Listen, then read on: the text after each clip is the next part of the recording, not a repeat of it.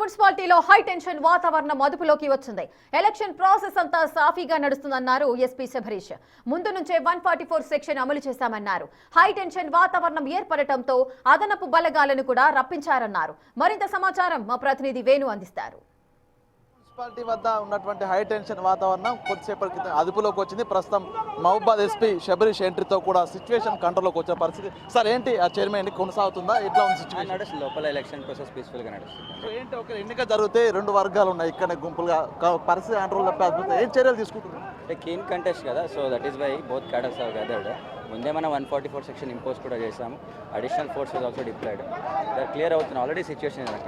అంటే వీళ్ళందరూ చెదరగొట్టే ప్రయత్నం చేస్తారా? ఆ లోపం అయిపోయింది కదా, ఆల్రెడీ మీరు చూస్తున్నారు, అంత కంట్రోల్లోనే ఉంది.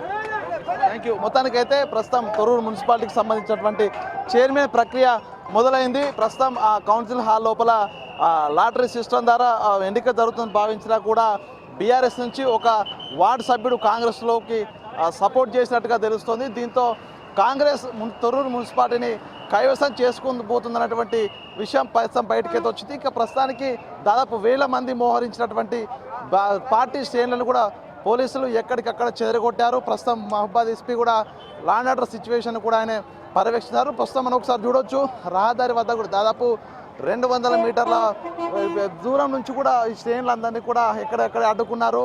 Rapid action force, special force ప్రస్తుతము రంగంలోకి దిగింది.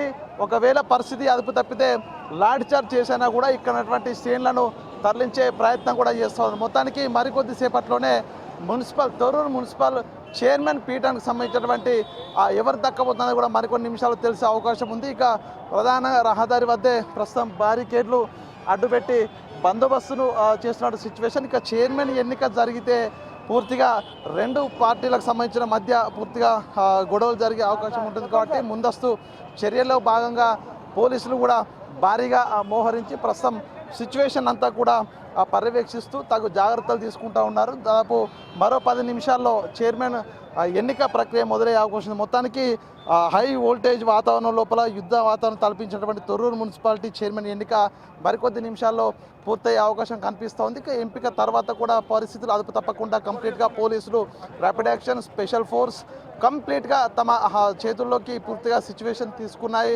ఎటువంటి ఘటన జరగకుండా కూడా ప్రస్తుతం పోలీసులు తగు జాగ్రత్తలు తీసుకుంటూ పూర్తిగా పార్టీలకు సంబంధించిన అనుచరగానంతా కూడా ఇక్కడ చెదరగొట్టిన పరిస్థితి. మరికొద్ది నిమిషాల్లో తొర్రూరు మున్సిపాలిటీ పీఠం, ఇంత హై డ్రామా మధ్య కొనసాగుతున్న తొర్రూరు మున్సిపాలిటీ చైర్మన్ పీఠం ఎవరికి దక్కబోతుందో మరికొన్ని నిమిషాల్లో తెలిసే అవకాశం అయితే కనిపిస్తూ ఉంది.